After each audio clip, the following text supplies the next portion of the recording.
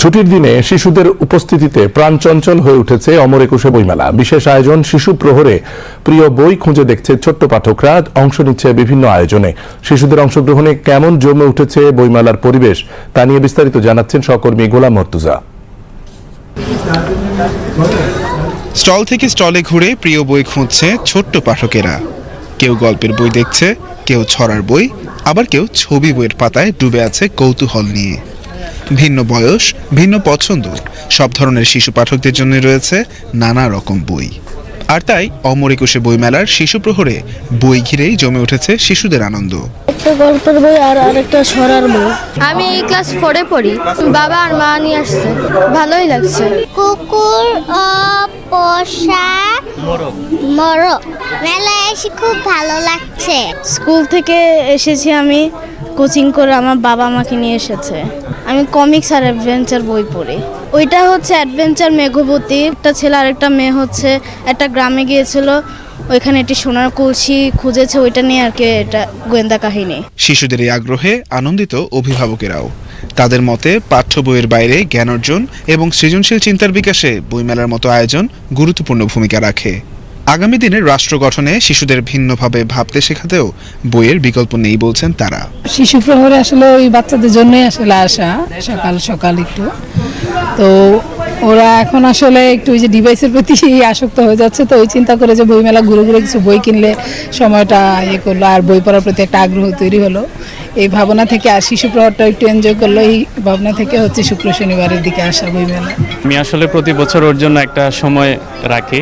ওর বই পড়ার খুবই আগ্রহ। আমি ছোটোবেলায় ও যখন ছোট ছিল, ও যখন 3 বছর বয়স তখন থেকে নিয়ে আসি বইমেলাতে, জাস্ট বইয়ের প্রতি একটা আগ্রহ তৈরি করার জন্য। আমরা যখন ছোট ছিলাম হয়তো এই সুযোগগুলো পাইনি, তো যেহেতু আমাদের বাসা এখানে কাছাকাছি, তো আমি চাচ্ছিলাম এই সুযোগটা নিতে, যেন ওর বই পড়ার অভ্যাসটা তৈরি হয়। হচ্ছে বই না পড়লে মেধা বিকাশ হয় না। আমাদের যে একাডেমিক কারিকুলাম শুধু সেটার মধ্যে সীমাবদ্ধ থাকলে আসলে তো মানসিক ডেভেলপমেন্টটা হবে না।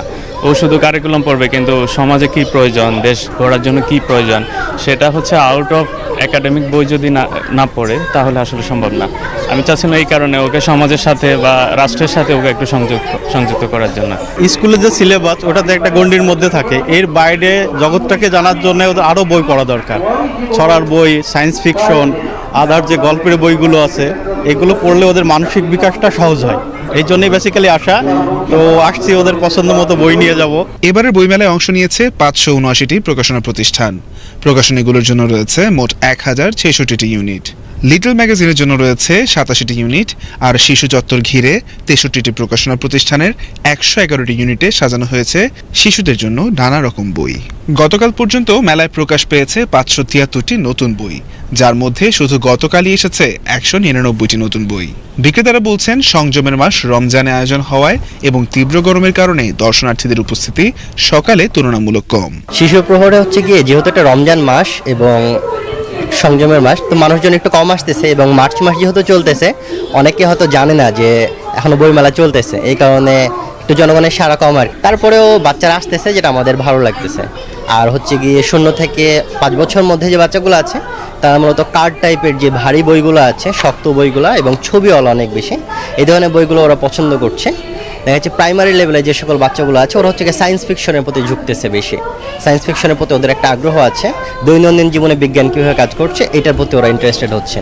আর হচ্ছে গিয়ে আরেকটু বড় যারা 6, 7, 8-এ পড়ে তারা হচ্ছে গিয়ে কিশোর ক্লাসিকের যে বইগুলো আছে, তারপর অ্যাডভেঞ্চার টাইপের যে বইগুলো আছে এই বইগুলোর প্রতি ওরা বেশ আগ্রহ হচ্ছে।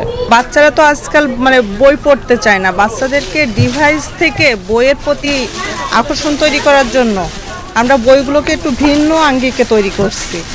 বাচ্চারা যাতে বইগুলো খুলবে, ছবিগুলো ভেসে উঠবে, যে গল্পের সাথে চরিত্রগুলোকে ওরা নিজেদের মতো করে কল্পনা করতে পারবে।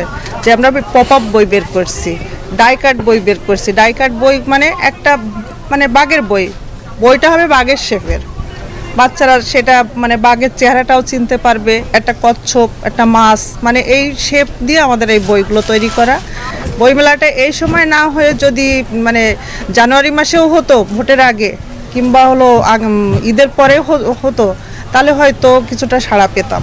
বাচ্চাদের প্রতি বাচ্চারা অনেক বইয়ের আগ্রহ। হ্যাঁ, গার্জেনরা মোটামুটি সবাই যার যেটা চয়েস অনুযায়ী কিনে দিচ্ছে, ভালো লাগে এটা দেখলে। হ্যাঁ, শুরুতে তেমন সারা পাচ্ছিলাম, গতকাল মোটামুটি আলহামদুলিল্লাহ ভালো সারা পাইছি, লোকজন আসছিল। তো শেষের দিক দিয়ে মনে হচ্ছে মেলা জমে উঠবে, আশা করছি। তবে সব বাধা পেরিয়ে অনেকেই সন্তানদের নিয়ে আসছেন শিশু প্রহরে। আগামী 15 মার্চ পর্যন্ত চলা অমর 21 বইমেলায় সাপ্তাহিক ও সরকারি ছুটির দিনগুলোতে সকাল 11টা থেকে বেলা 1টা পর্যন্ত চলবে এই শিশু প্রহর। গোলাম মুর্তুজা, বিটিভি নিউজ, ঢাকা।